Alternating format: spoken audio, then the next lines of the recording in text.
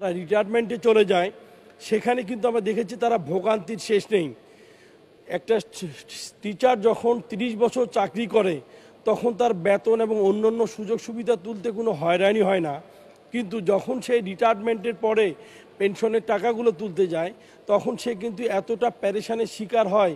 এখান থেকে রিলিজ করার কোনো ব্যবস্থা কি আছে কি না, এটা আমি মাননীয় মন্ত্রী মহোদয়ের কাছে জানতে চাই।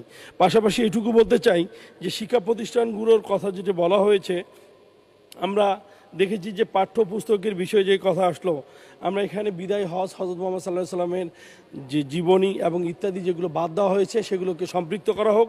আর এখানে আমাদের মাননীয় সংসদ সদস্য একজন বলে গেল যে কওমি মাদ্রাসা এবং আমাদের ধর্মীয় প্রতিষ্ঠানগুলোতে মহিলারা বোরখা পরে যায় বা হেজাব পরে যায়, এটা নিয়ে যদি বাংলাদেশের মতো জায়গায় কথা হয় তাহলে পশ্চিমা বিশ্ব মাননীয় স্পিকার এর চেয়ে আরও বেশি কথা বলার অধিকার তাদের আছে।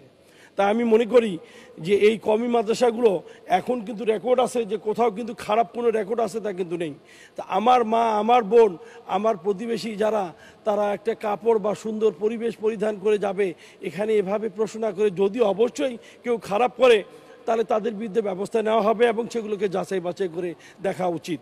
মাননীয় স্পিকার, আমি বলতে চাই যে শিক্ষা প্রতিষ্ঠানের যে শিক্ষকদের বেতন এবং যেভাবে আমরা স্যালারি দিচ্ছি সেই স্যালারিতে তাদের জীবন কিন্তু চলছে না। মাননীয় স্পিকার, অনেকে কিন্তু বলছে যে এটাকে একটু যদি বর্ধিত করে দেওয়া হয়, পেনশন বা ভাতাটা তাদের বাড়ি ভাড়া এবং ইনক্রিমেন্ট যে সুযোগ সুবিধাগুলো আছে সেগুলো বর্ধিত না করলে একজন শিক্ষক কিন্তু ভালো আপনাকে শিক্ষা ব্যবস্থার জন্য তার মনোনিবেশ কিন্তু থাকবে না।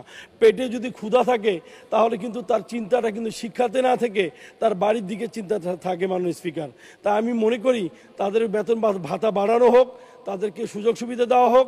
পাশাপাশি আমরা দেখেছি যে অনেক স্কুলে দপ্তরি নিয়োগ দেওয়া হয়েছে, সেইগুলো বেতন পাচ্ছে না। আমি নিজেও প্রাথমিক এবং গণশিক্ষা মন্ত্রণালয় স্ট্যান্ডিং কমিটির একজন মেম্বার, এইটা নিয়ে আমরা বারবার দেখেছি। মাননীয় স্পিকার, যে কোনো একটা মামলা যদি কোর্টে যায় সেগুলো কিন্তু আমরা ফিডব্যাক পাই না।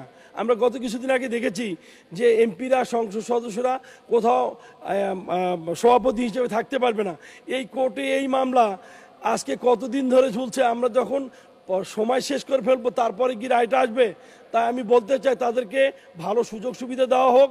আমরা সভাপতি থাকি না তো সেটা বড় বিষয় নয়, যারা নিরচ্ছন্ন মানুষ এবং যারা কষ্ট, তাদের সদস্য আপনাকে